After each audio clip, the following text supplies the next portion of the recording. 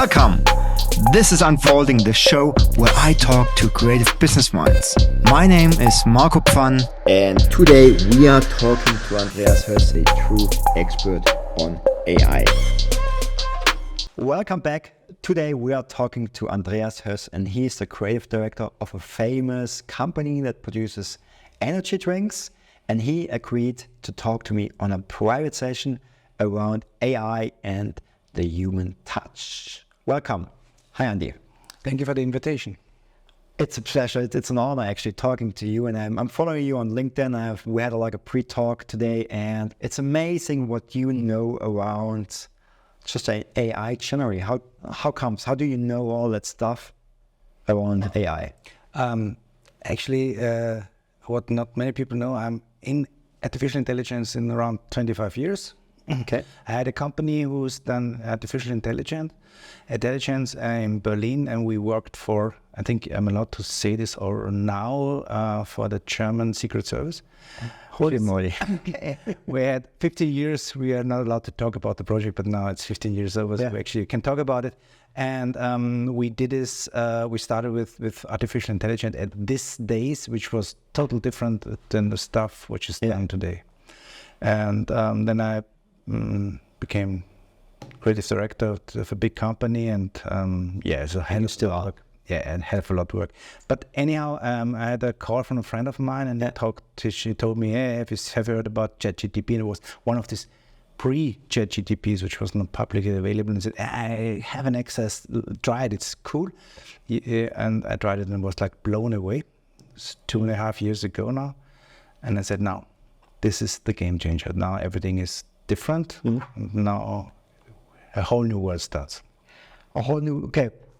Look, obviously, the audience is a lot of creative people, and they're all scared. And no one really knows where this whole AI stuff is heading to, right? So what's your best prediction? Where are we heading? What's the future here? First thing, upfront, don't be scared. I mean, this is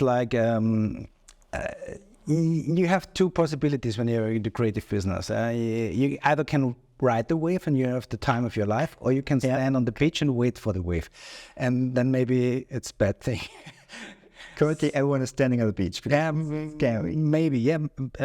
It can be scary when you know what's happening at the moment. And there are some researches done for creative businesses. We say 70% of all of our jobs will be gone in the next 2 to 5 years.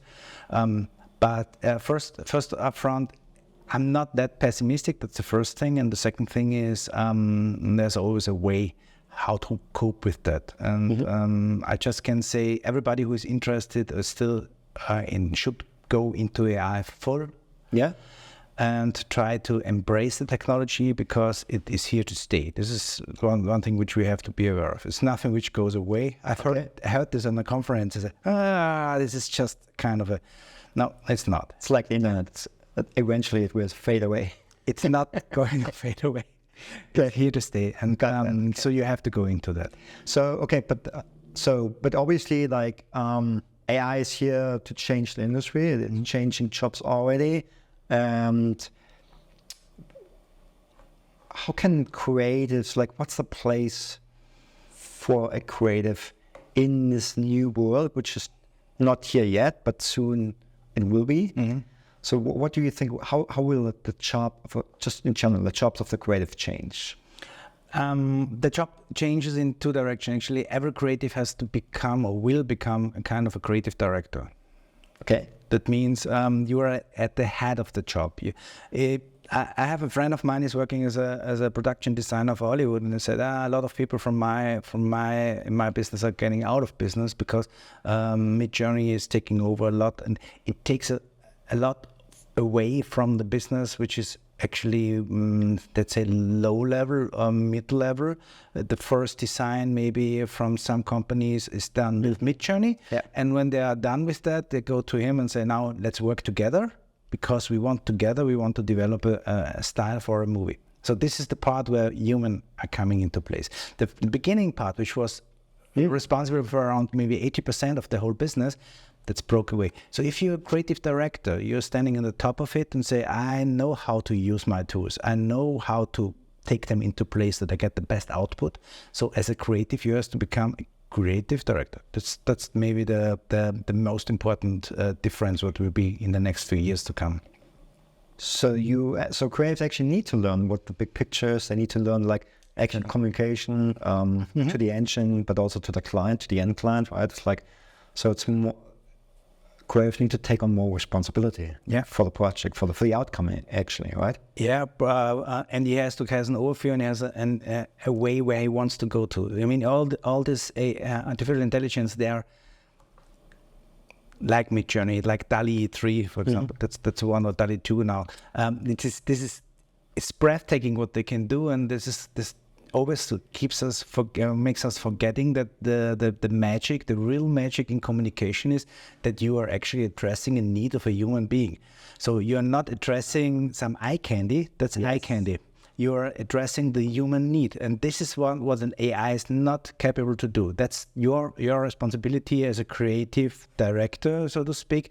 You say, I think I'm sensing that there is something which has to be shown, and I want this to be shown by Midjourney. So as a creative, you're responsible for the emotional, how do you call this, touch? Like the what actually moves people, what the human need is. Yeah, maybe I can put it this way: the stuff which is happening, which is really touching the society or touching the people out there. This is always happening in this kind of very small frame where things which has not been spoken or never been shown before are now shown for the first time. So, and what all this AI is doing is showing stuff which has already been shown. So you have, as a creative mind, have to bring in and to put them in the state that they can produce stuff which hasn't been shown before, but it's dressing a kind of an emotion which is out there in the society. So this is amazing. So basically what you're saying is like humans, creatives are here to challenge the engine, right? And then improve the engine. Actually, very good, yeah. And actually, I never thought of it like that way, because it's like now creatives are empowered to create stuff they couldn't even think about 10 years ago, but now it's thinkable. When thinkable, we can do it. So that's pretty amazing. It's actually it's a point. It's called in social science. It's called Skinner. This is a social science scientific guy who wrote a book about the social construction of reality. And people are with each other developing an idea how the world is looking like, and that's what we as a human being seeing there. And you as a creative are the guy who tries to probe there and say, this could be a way how stuff could look like or should look like. And this is the thing which is really which is relevant and which puts you in the position to do something which is extraordinary. And can't be done by AI. AI is just doing stuff can already been done. Like the idea is creatives are actually leading the way because they can create a new future which is not here yet. And at the moment, like the engine AI can only replicate what's there. Already that's just the data they have. But don't you think that AI at some point can predict the future or create the future too? Why? The AI is not empathic. This is not what AI is doing. A lot of people say, my ChatGPT is empathic to me. It's not. They are just faking empathy, but they're not really having to be empathic. You have to have a body. You have to feel pain. Then I don't have a body. I don't feel pain, but they fake empathic because they say, I know that people would react like that when they would be asked with this question. Then I do this. This is what they are doing. But the really empathy is cause effect. It's like cause effect. So and then the engine pretty much just uses an empathic word structure to convey empathy. Okay. The general thing is this may be enough for 90% of the people, but to make something relevant, it's not enough. So this is where we are as a creative are coming into place and saying, this is the direction we want to go to. We see there is a light down there on the tunnel, and that's where we want to go. We want to probe the engine in a way that it actually comes to this direction. This is actually what for a creative is a superb. People have to understand AI is cool. I mean, it makes us super creatives if we know how to ride it. Okay, but I mean, there are a lot of people in the creative industry these days, and so a lot of jobs are just gonna fade away, like graphic designers, copywriters, things like that. You think there are still I get it, like there's room for a few creatives, but do you think like the creative industry itself will shrink or will it expand? Like, look, we both have seen the transition from analog television to digital, and the content just blew up, right? Like everyone thought jobs will be gone, no one will get a job anymore, but in reality, content just blew up. You think it's going to be the same with that transition right now? No, I'm not sure about that. I mean, and there will be more content, definitely, and the content will be much more individualized. Okay. We will see a fraction of society because you can make content even for 100 people. If there's a group maybe doing some kind of surfing in the South Beach of LA, then maybe you can put content for them out there. Because it's so inexpensive now. And you are so powerful as a creative and say, okay, I want to have a movie made by that, but I just need somebody who does the footage, and maybe the editing is done 80% by AI, and the rest is putting out there. Sure. You can do that. So there will be a lot more content, and there will be always a place for people who are creative to use this possibility. Yeah. But as the workforce, as you said, will. You have to be honest, we shrink. I mean, we shrink. Okay. Yeah. I mean, this is a lot of. I mean, special kind of works are not needed anymore. When the blue screen was not working right, you had to paint it every frame to get the right shape of the image, and for the blue screen or for the rotoscoping. Yeah. Okay. And we had people there working, hundreds of them doing this kind of stuff. And this is gone. Yeah, you don't need it anymore. You don't. True. This is gone for sure. I mean, the new AI, they know what a hair is, and they're looking for the pixel for the hair. And if it's not there, they are faking the pixel. Right. So it's done. Low-level jobs are gone. Okay, got that. Yeah. Mid-level jobs are gone too. Okay. What you need or will need is the creative mind. This is what you need. And I don't mean creative because some people say the AI is creative too. Yes, it's creative too, but it doesn't make sense. Sense making is a human thing. That's what I meant before. It's just to make a construction out of the whole thing. What you're feeling in context with other people. This is something what only you as a human can do. And you're the guiding light for the AI. So AI itself can't make that emotional connect to people. And that's why we need people for. And we need storytellers. We need people that understand human. But so basically creatives have to, well, that's a hard one.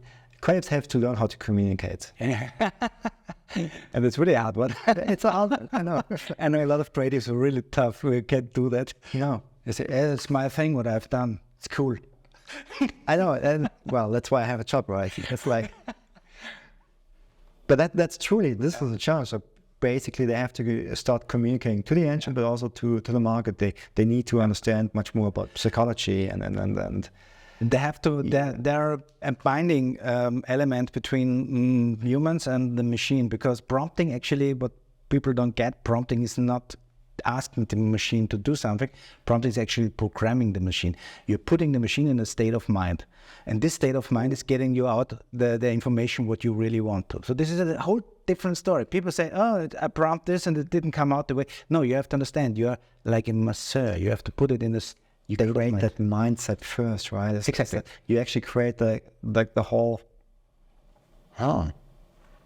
So you create that mind, and then you feed that mind with information, but you have to take the time to create that mind first. You have to make up your mind first. Yeah, exactly. Or kind of frame the engine, like pretend to be this or that, and we go that direction. So it's more about, and those nuances, and I know this from using all those tools, is actually important, right? They need the pre-frame. They need to know who they are, what they expect, and it's like, and then the results become better.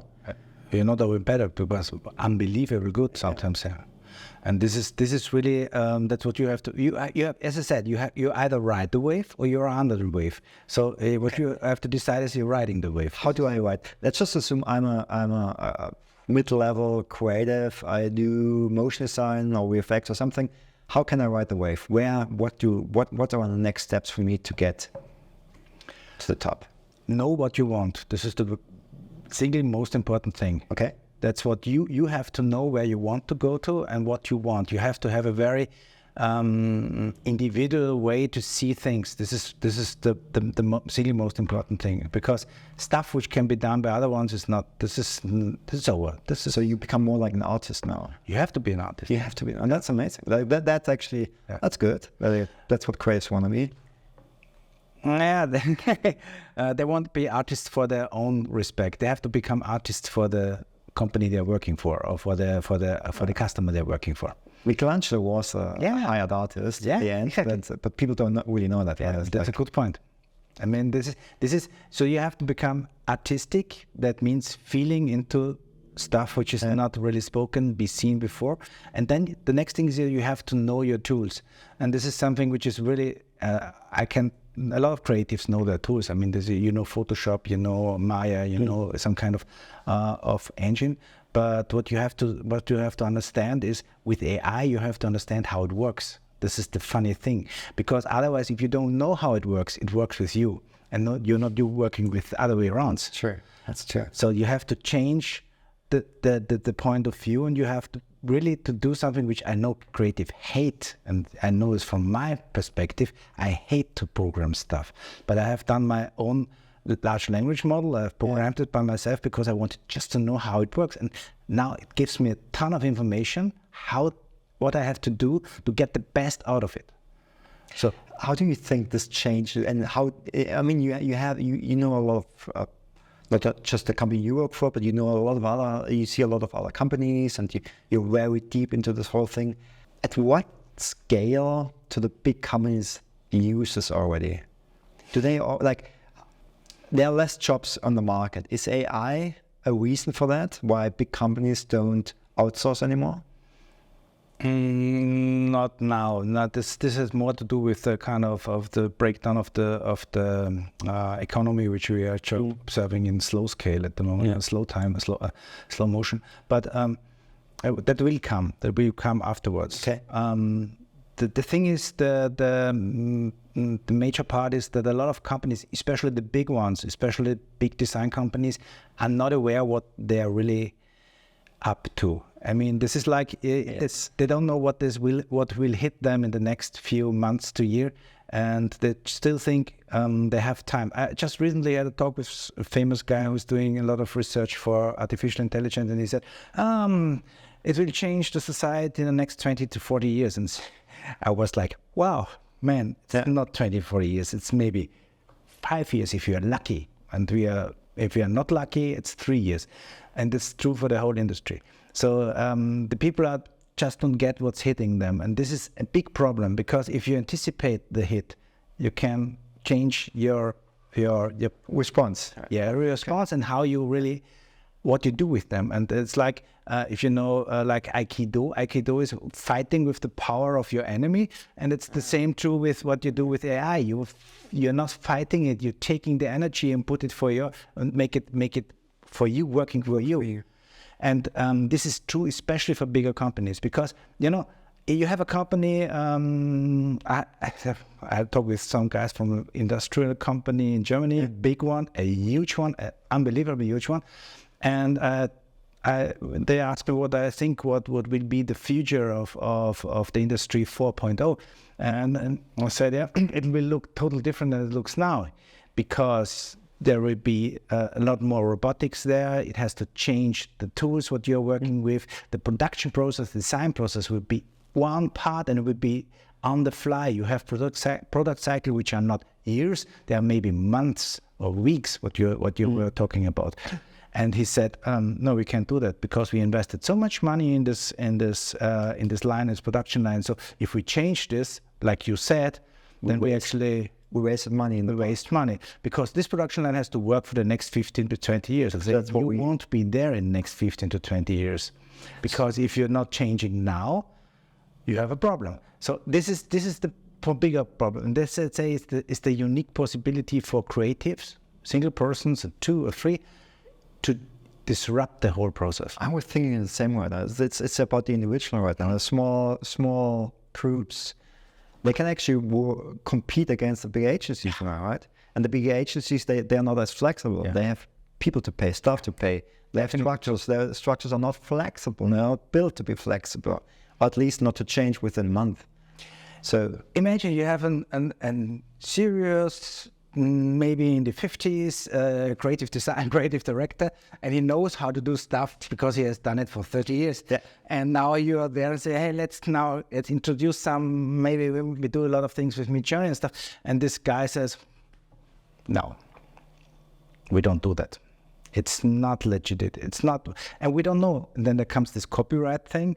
And we don't know what copyright is. What's happening with copyright? It's not our value, right? It's not our values. It's values, exactly. And what are we?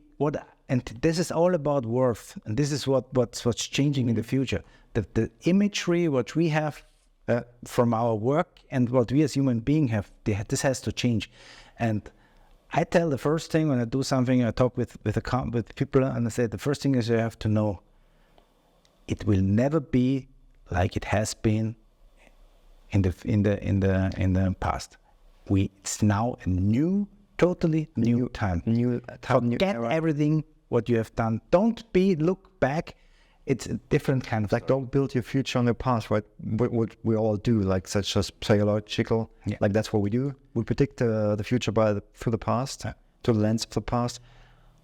Well, that's amazing. So it's actually like going west. How do you call this time? Like when a brave new world kind of thing, right? It's like there's something new, like something you can actually. It's like this gold digger time. Yeah, this is for if you are clever and if you really if you are brave enough to do that. And I say, I did a course in Oxford the last months, and there were a lot of people from some, let me say, third world countries. And this is not a term which you use a lot used anymore, but from Africa and the point of view they had on the whole topic was so interesting because they had nothing to lose.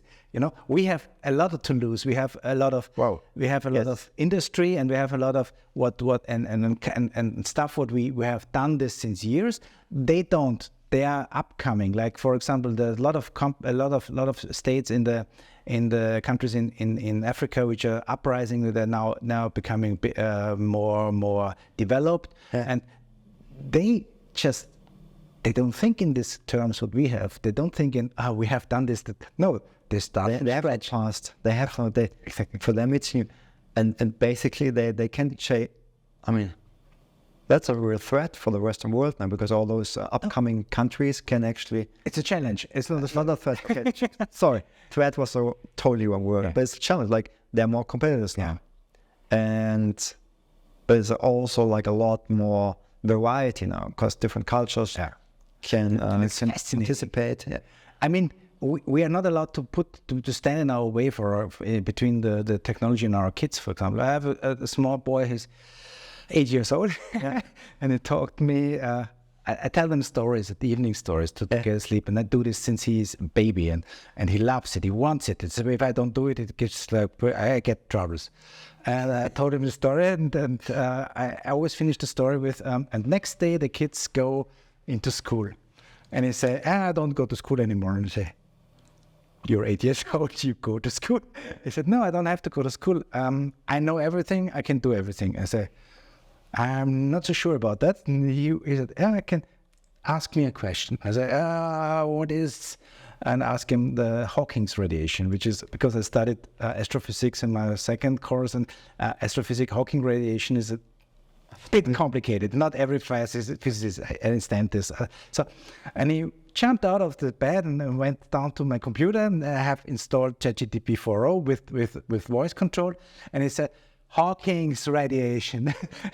And he came down with a whole ladder of information about the Hawking's radiation. He said, see. do you understand what he showed you? And I don't have to. He knows.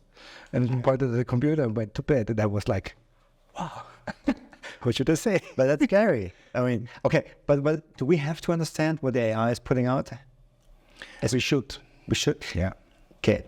I mean, there should be a cultural framework where we actually put the information in. There should be a kind of a control where we say, okay, now this doesn't look, or this doesn't sound right, what AI is giving me. Because as you know, the problem with AI at the moment is the hallucination problem. AI is telling you stuff which is actually not existing. But we trust them. Right? We trust them because it sounds totally convincing. They tell you stuff that you have to try this by your own. It's like funny. If you ask a question, ask this question several times, the same question, give me some more, give me some more. Suddenly it begins to tell you stuff it just makes up. But it sounds, you have to be aware of. Yeah. If you don't know the truth, you can't predict the lie from the truth, right? From the right thing. Thanks for tuning in. My name is Marco Fun, and I hope to see you all again on our next show, where we unfold creative business minds.